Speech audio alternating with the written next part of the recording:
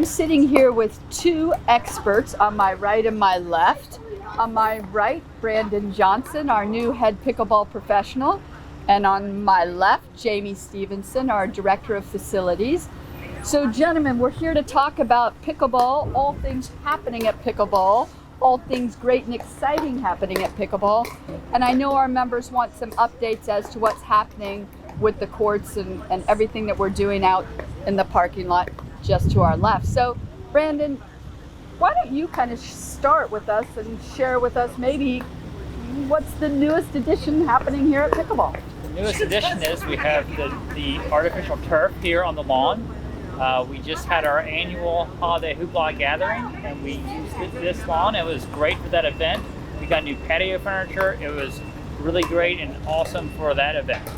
So that was so cool because Jamie and I know it's something we struggled with a long time, this lawn, trying to make it look great, the pavers cutting in, and all the other things that went along with it. So we were really excited that the board and the club decided to go ahead and put this lawn in when we hadn't even budgeted for it. So that really kicked off the fall season pretty well for us. And then now we're faced with some things that we're talking about with the growth of pickleball. And Jamie, do you remember, what was it, 4 or 5 years ago when we built a couple of courts on the west side of the Lifestyle Center? Do you remember that? Yes, yeah, we put 2 temporary courts just to test, the feasibility of putting a pickleball facility in here at the club.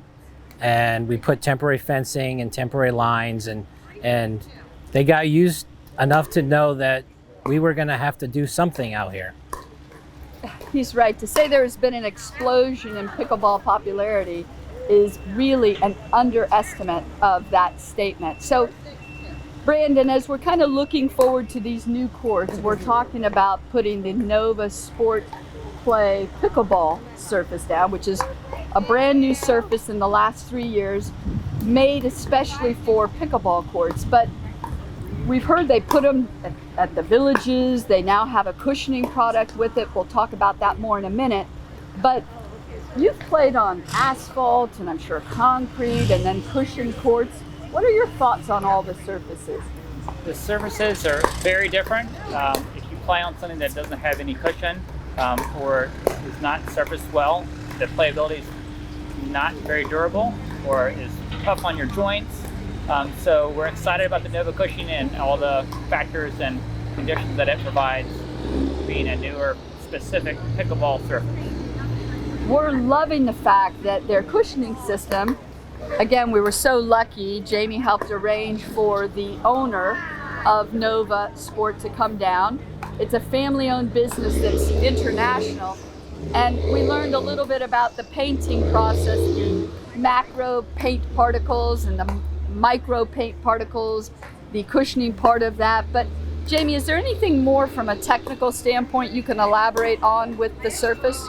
Well, a few of the things that they talked to us about were the unique conditions that we face down here in Southwest Florida. The high heat, high humidity, very dry season, very rainy season. You need a court that is both cushioning and also slightly breathable, and something that also wears well.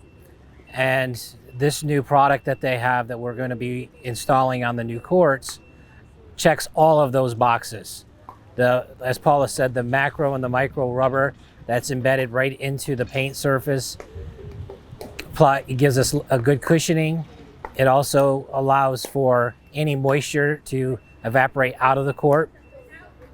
And their surface is close to double the wear life of a typical painted acrylic court. And I know one of the things that Jamie talks to me all the time about is how quickly these courts have faded, that the paint doesn't look fresh, which from our perspective is one of the things that makes a facility start to age.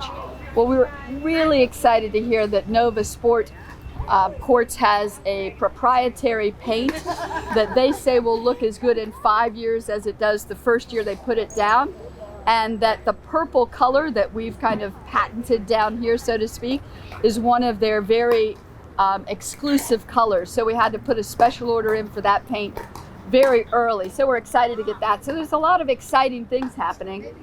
The challenge though, gentlemen, let's be honest, is when are we gonna get the 5 new courts? And the thing I know, and we'll turn it over to Jamie a little bit, the thing I know is that we're working a lot with the City of Bonita Springs Utilities and the timing of when they let us do certain things, because these courts are right next to a 10-inch water line that feeds the entire Bonita Bay community.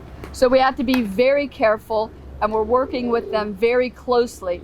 So technically, we'll have a date for you as soon as we get some information back from them. But we also know there's significant curing time that we really weren't anticipating when we were kind of putting the whole plan together. Jamie, can you elaborate a little bit on that?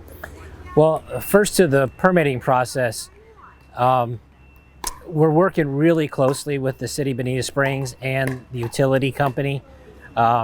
We've really worked hard to foster that relationship, and things are progressing. Obviously not as fast as some of us would like, but we want to do it right, and it's all part of the master development plan for the club. So it's very important to dot all of our I's and cross all of our T's. And we're getting very, very close with that. So we could be hearing something very, very soon, we hope. Well, I'll tell you, it was really exciting. Brandon and I were at the sports committee meeting yesterday, and the question was put out to the committee, right, Brandon, of would you like the curing time to be 28 days, which is what it used to be pre-COVID when you could get virgin asphalt, and since COVID, we can't get it, and now the curing time is about 50 days. And we asked the committee, what would you support? And I was pleasantly happy to hear that the entire committee was in support of doing it right, as Jamie says. Getting it right and having it take as long as it can take to get it right and have the courts and the surface be done correctly. But in addition to this, we know that this is the #1 surface up at the Villages, which is home of pickleball, really, maybe in the country, but certainly in Florida with 180 courts. And we did a little checking, and seems to me, Brandon, they seem to like that surface. They seemed happy. I talked to a member today, and he told me that they love the courts up there, and they would recommend putting it in down here. That's a pretty strong endorsement from the capital of pickleball. So we're doing a couple of things differently this time, and even though we're stalled in some of the things we'd like to be able to be doing, the guys are working on the courts with as many little things that they can do. I mean, they're setting fence posts today. They're doing as many things as they can possibly do before we can start to put that asphalt down. And Jamie, I have to give you a lot of credit because you worked very closely with the contractor to be able to precisely define what his scope of work was so that he could get some of the materials in because of everything that was happening with COVID, right? Well, we were very lucky in our choice of core contractors in that they've worked on the property for many, many years, and we've established that relationship with them. And even before we knew we had a total green light on this project, we pulled them aside and said, you know, what can you do to get ahead of this? So even though there are some supply chain challenges that are happening, not just here, but globally, we were able to, with our contractor, you know, get ahead of some of the things that could have been really problematic.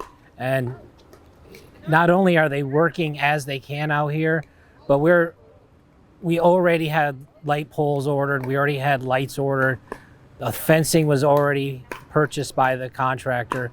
So things that could have been big delays and high cost runovers are actually staying very close to budget and on time. That's a great report if you've ever heard one, right? So we're doing a couple of things different, and we did want to kind of show you a look at that. And Brandon and I both agreed before this video that we wanted to let Jamie do most of the talking when we talked about the construction of them. But you'll notice if you've been walking around at Pickleball, there's a different elevation for the new courts. That was intentional. And the board is looking at what we're going to do with the 5 current courts next summer to be able to bring them back up to what you all know are Bonita Bay Club specifications. So stay tuned, we will be doing something. You know, I should probably talk a little bit about that blistering that happened. We just today heard of another club in Fort Myers that's having some blistering happening. So clearly we're not the first, we're not the last, and I'm sure there will continue to be some problems, but we've let that go. We've patched as well as we can patch, right, Brandon? Right. And we're looking forward to a super season on these courts. Right.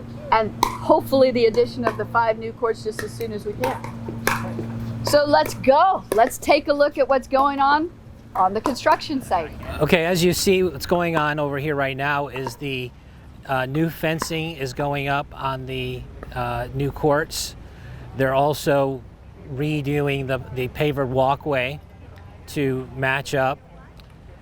You notice how the concrete border here, that is going to be the new height of the court, which is substantially higher than the old courts. And that is done so that we can put the really good slope in here to have the water drain off properly.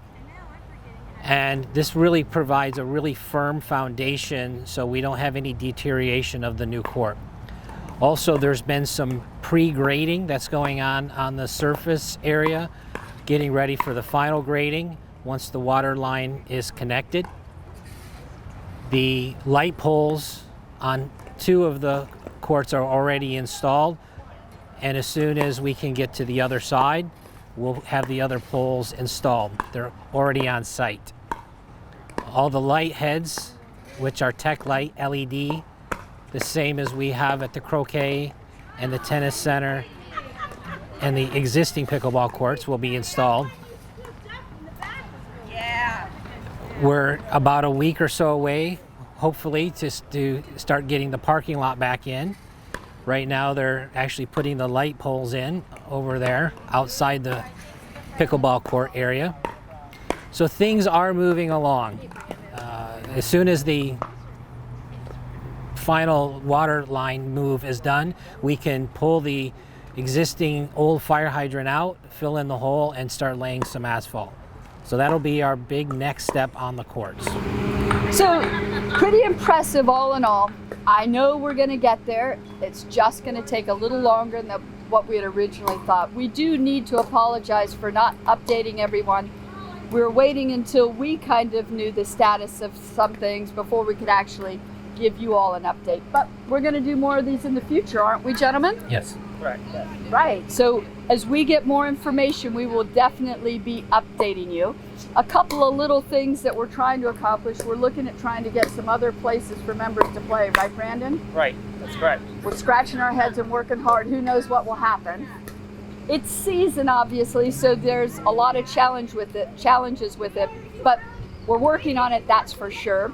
And then, Jamie, we're also trying to look at some other places for people, pickleball folks, to be able to park their bikes, right? So we're working on that with the sports committee. Yep, working on that with the sports committee. Hopefully have some good options here real soon. Great. Thank you all. Happy pickling.